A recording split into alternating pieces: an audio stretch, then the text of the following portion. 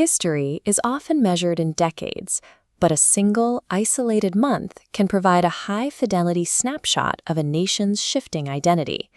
To observe this in practice, we are looking at the United Kingdom exactly 50 years ago, in the spring of April 1976. This chart maps out the tension defining the era. On one axis, we see the mounting economic pressure on the population. On the other, we see a consistent schedule of highly optimistic mass-market cultural entertainment. This line represents the economic baseline.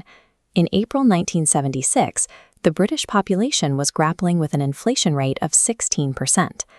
Rather than treating the era's pop music and television schedules as trivial distractions, we are going to analyze them as primary source data.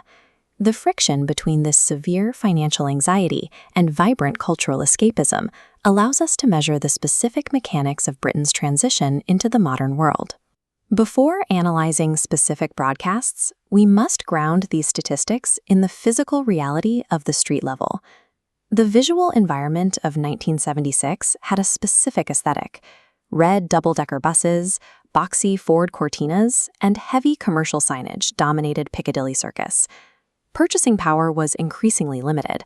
Every basic household transaction, down to the rising price of a morning pint of milk, was directly affected by the 16% inflation rate. By tracking the events of this single month, we can see exactly how post-war traditions began to yield to a new international framework.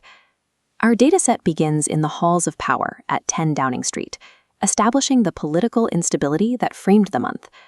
After years at the center of Britain's political storms, Harold Wilson stepped down as Prime Minister to focus on his published legacy. This handover of power officially concluded on April 5th.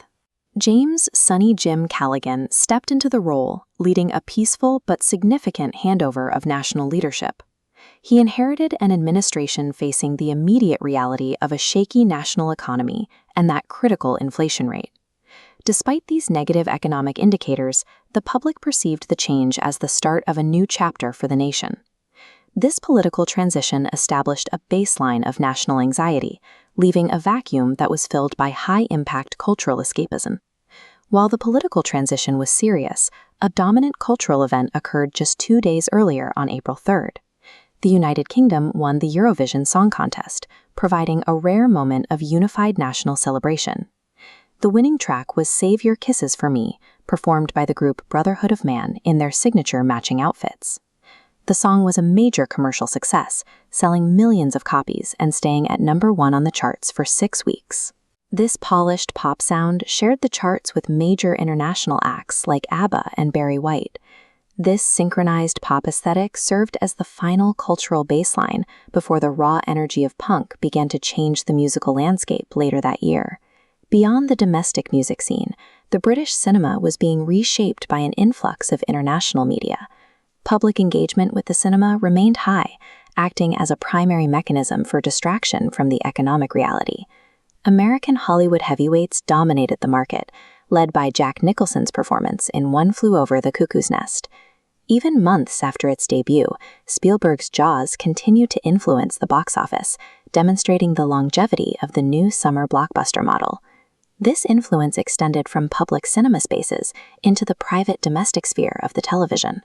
On April 23rd, British audiences saw the debut of the American police drama Starsky and Hutch on BBC One.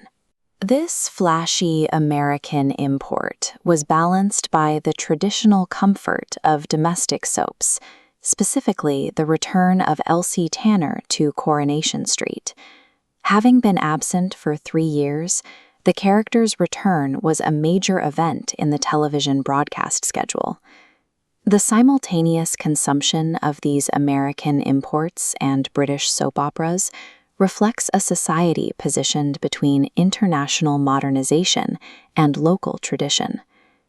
In the final week of April, a tragic event symbolically closed a chapter on traditional British comedy. On April 26th, a performance took place at the Sunderland Empire Theatre.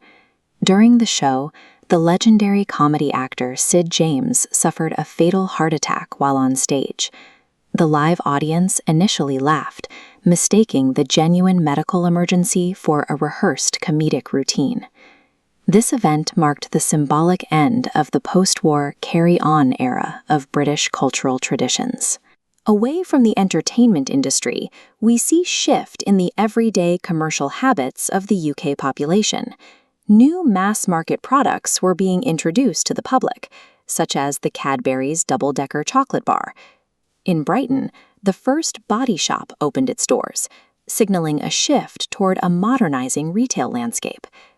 These commercial debuts occurred alongside the major political and cultural transitions of the month, suggesting a country beginning to reorganize its daily routines around new, modern brands.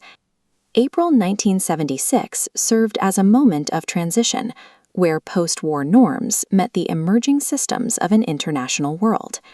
As the calendar turned its page to May, the country moved away from these specific spring milestones.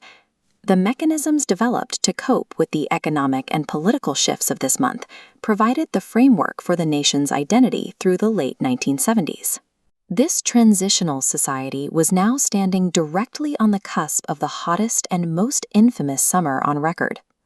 April 1976 remains a critical baseline for understanding how the modern United Kingdom adapted to a period of significant societal change.